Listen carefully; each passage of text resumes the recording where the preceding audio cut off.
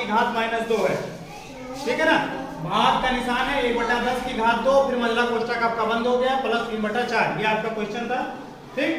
अभी यहाँ पर क्या है कि इसको हम लिख सकते हैं, माइनस की घात है ना, ये घात आपका माइनस है, इस माइनस को खत्म करने के लिए आप इसको इस तरह से लिख सकते हैं, 1 बटा करके इसको लिखेंगे, ये चीज आपका ऐसे ही होगा, ये यहाँ पे इस तरह से होगा। माइनस को खत्म करने के लिए इसको इस तरह से लिखा जा सकता है, ठीक। लेकिन हम क्या करेंगे, यहाँ पर इसको पूरे में लगा देंगे, इस तरह से क्या होगा, आपको आगे जो है क्लियर हो जाएगा।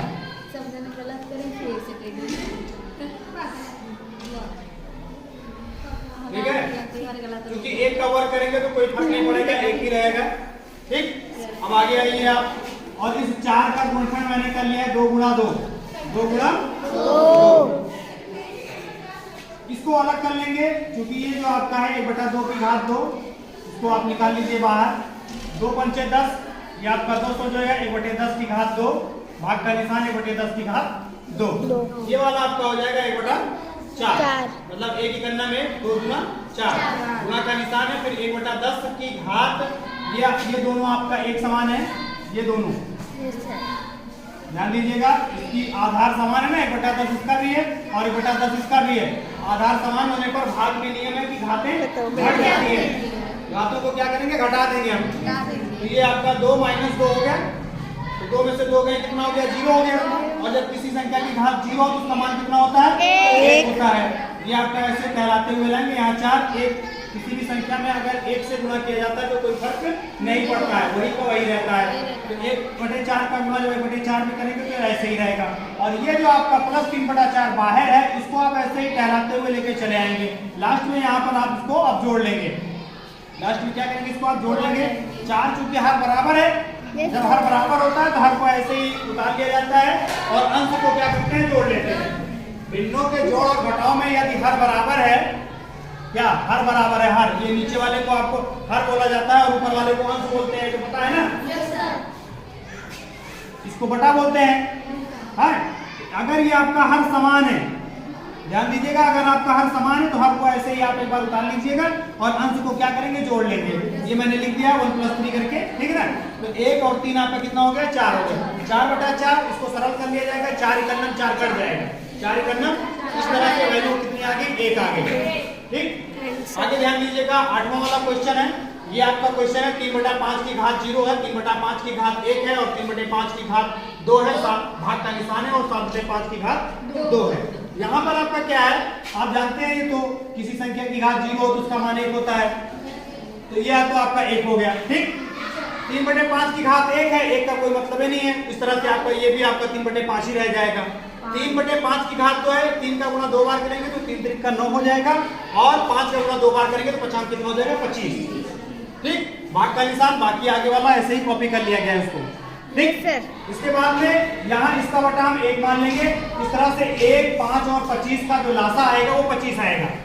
1, 5 और 25, इन तीनों का जब लासा लेंगे तो कितना आएगा, 25 आएगा। ये वही आपका भिन्न का जोड़ है, जब हर बराबर होता है तो हर को उतार लेते हैं, लेकिन जब हर बराबर नहीं होता, जब हर बराबर नहीं होता, ऐसी कंडीशन पे क्या किया जाता है कि लासा ले लिया जाता है, लघुत्तम समापवर्तक है। तो लघुत्तम समापवर्तक इसको, जिसको आपका जारित हो जाएगा 25, ठीक है ना। आपका लासा कितना हो गया, 5 × 5 बराबर 25, तो ये 25 हो गया। इसके बाद इसका जो नियम है ध्यान दीजिएगा, इसके वाले से इसमें भाग दिया जाता है, 1 का पहाड़ा 25 में पड़ेंगे तो 25 ही आएगा, उसका गुणा उसके अंश के साथ में करते हैं। जो भी हर है, जब लासा ले लेंगे, लासा लेने के बाद में उसको लिख देंगे ऐसे ही, और फिर क्या करेंगे कि जितनी भी आपका चाहे 2 भिन्न है या 3 भिन्नों का जोड़ है, वहां पर आप क्या करिएगा कि इसका जो हर होगा उसका पहाड़ा पड़िएगा इसमें, किसमें, जो लासा लिए हैं आप उसमें, ठीक। तो 1 का 25 में पढ़ेंगे तो 25 आएगा, 25 का गुणा 1 से हो जाएगा, 25 से करना 25, गुना 5 का जब हम पहाड़ा पढ़ेंगे 25 में तो 5 25 5 आया। अब इस 5 का गुणा 3 के साथ कर दिया जाएगा, 5 × 15, 5 × 15, इसके बाद में 25 का पढ़ेंगे। 25 से करना 25 एक आया, इस एक का गुणा 9 के साथ में कर देंगे, 1 9 9। इसके बाद आप ये क्या है, तीनों को जोड़ लीजिए, 25 15 और 9। 25 15 9 जोड़ेंगे आप, 5 5 10 10 9 19, 19 के 9 हासिल 1, 2 1 3 और 3 1 4, 49/25 हो गया। और ये भाग का निशान आपका ये वाला वही है, 7/5 की घात 2। 49/25 को हम लिख सकते हैं 7/5। कैसे?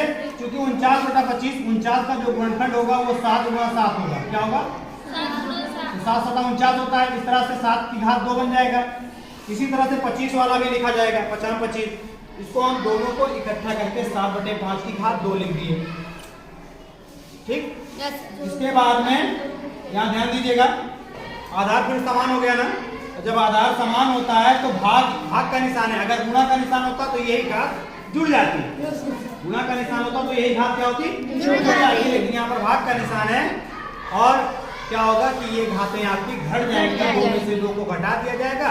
अब इस तरह से तो आप एकदम अभ्यस्त हो गए हैं, इतना मालूम हो गया कि अगर किसी संख्या की घात 0 हो उसका मान 1 होता है। इस तरह से ये आपका आंसर है।